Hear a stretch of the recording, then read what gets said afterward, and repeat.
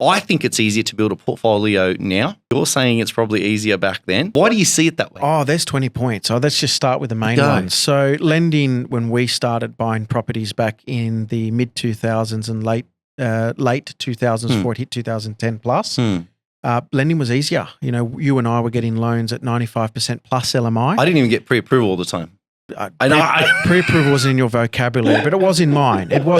But, you know, for me, it was much easier to get loans. I was buying, you know, I think I had about $800,000 debt and my income was only about $50,000 at that stage.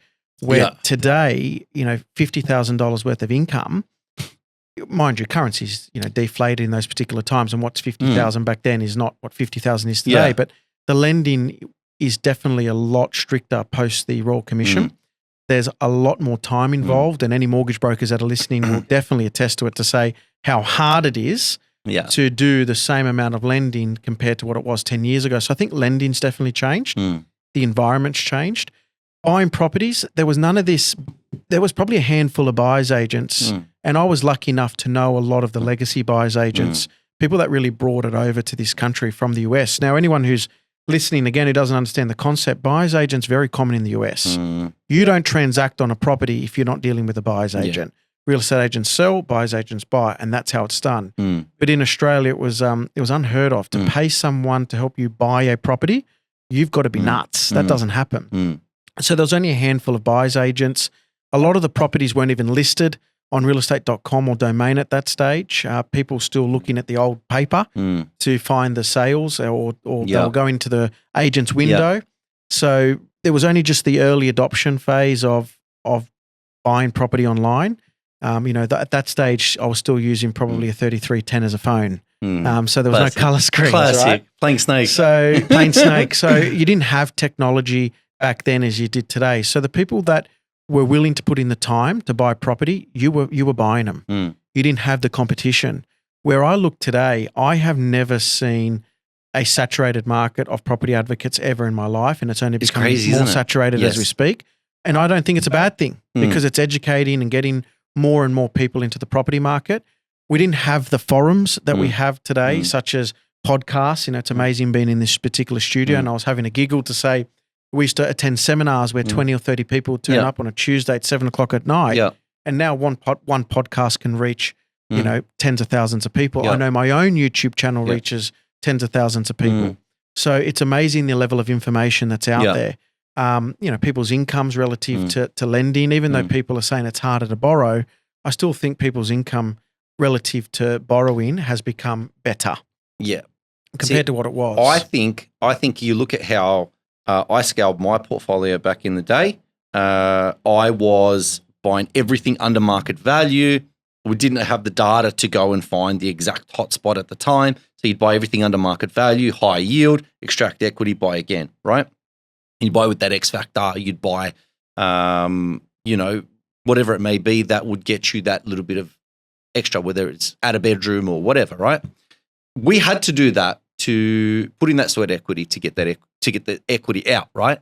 But now I'm watching, even Che from our team, he's now just about to hit $7 million portfolio from one deposit, started in 2022, one deposit, and hasn't got his hands dirty. Well, let's face it, neither did I, right? I was more of a project manager. But, definitely. Okay. So we just sat there and just did the data. Just go buy good deals based on the data, and we recycle and we buy again.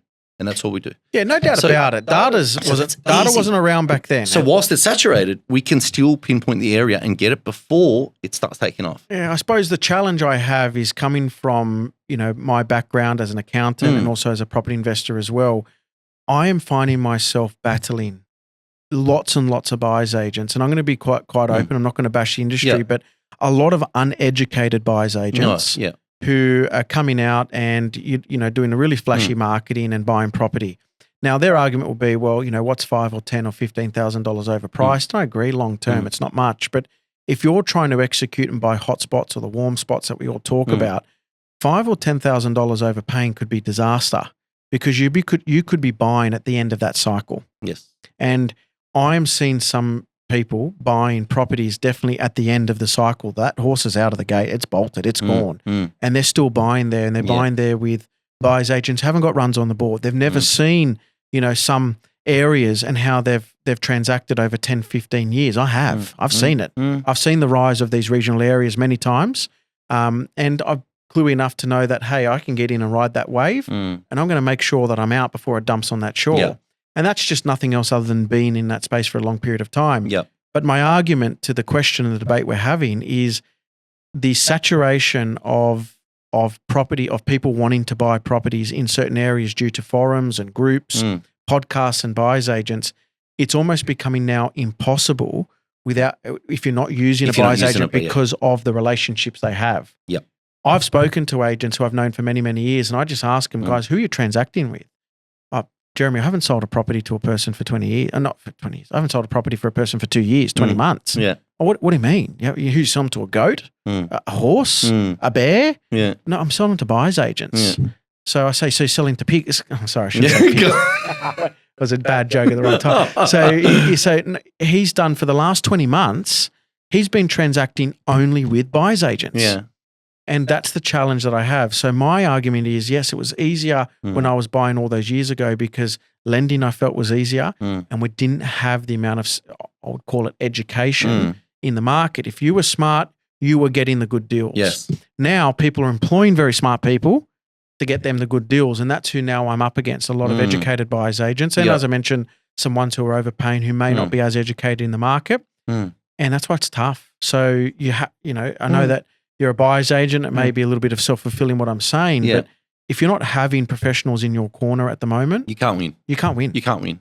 I am losing properties that I'm making offers on to buyer's agents, and I've got good relationship with those real estate agents, but they're not willing to throw a dog a bone for me because at the risk of their buyer's agent, they've been doing 20, 30 transactions. Well, this now becomes an ethical conversation that I'm not going to, I don't want to go into because I want to continue to tell you that I think it's easier today, but, to buy property. But, at what point do we draw a line in the sand and say, well, hang on a sec, as the sales agent, are you representing the vendor or are you solely working for a buyer's agent? I could probably argue to say in owner-occupied dominated areas, you've got sales agents which are definitely representing the vendors. No doubt about it. They want to get the highest price on that street. They're not dealing with people that are investing because no one's buying it. Let's face it, no one's buying a $2 million home to rent it for $1,000 a week. It does not make sense. Yeah. But when you go to those very investment-dominated areas, and let's call them investment-grade quality properties, where the yields are 6+%, they are working, in my opinion, in some instances, not all. I don't want to paint everybody with the same brush, but they're working on behalf of the buyer. They're looking for volume, especially in those lower priced areas where properties are worth $400,000, $500,000, and $600,000. Your agent's not getting, and it's going to be crazy when I say this, your agent is actually getting less money than what the buyer's agent is charging sometimes the purchaser. Yeah. So, I feel that in some circumstances they're working for the purchaser as opposed to the vendor because it's all about making sure that the volumes are there. But in saying that, I don't think they're selling the property at $100,000 below market value. They're not. But are they getting, top dollar and absolutely doing 25 open homes to get the best result? One can argue to say probably not. Yeah. And that's why I still believe, again, I'm sorry, I'm going to come back to my argument in the debate. It's tougher now than it was before. I appreciate that. I look at it as obviously the buyer's agent, from the buyer's agent perspective, looking at it going, okay, I went through the old days. I know what it takes to scale a portfolio in the old days. Now we're scaling portfolios simply just on data and just buying the hot spot, warm spot, before anyone else. With the warm spot, we're buying before anyone else gets there usually. And in the hot spots, we tend to build relationships with agents. So that, like right now, for example, I discussed us buying in that particular hot spot and we are doing the most volume in that spot, right? So, I think it's easier with the data now, especially, growing Chase portfolio now to 7 million, just using data. It's in 2 years. It's to me, it seems to be like shooting fish in a barrel. It's not like before. Whereas before there wasn't the data. We had to rely on the sweat equity and buying undervalue, Every deal had to be an absolute killer deal. It had to be the deal of a lifetime, every deal.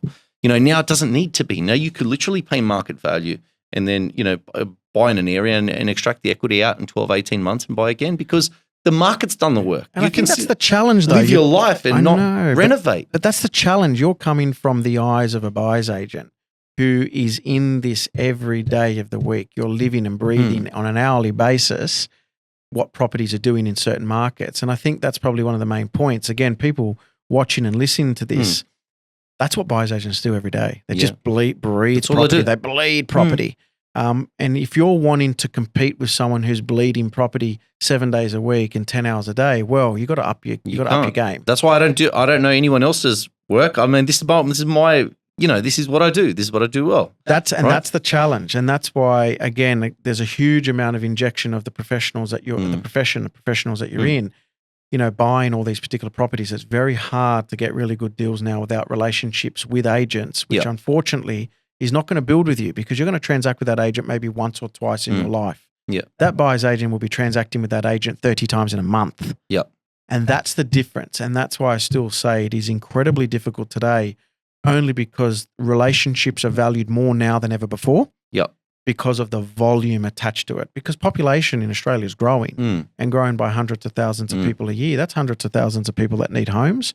Yep. There's hundreds of thousands of new people coming into the property market every year. And it's hard to have one agent to have a relationship with thousands of people where that one agent can have a relationship with one buyer's agent and do 20 or 30 properties in that 1 month.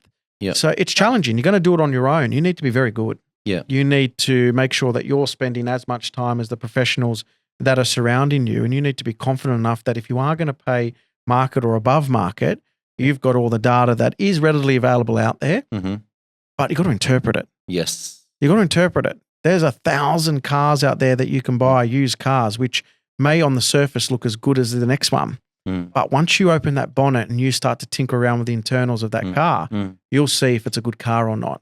And that's the challenge. Not everybody's a mechanic. No.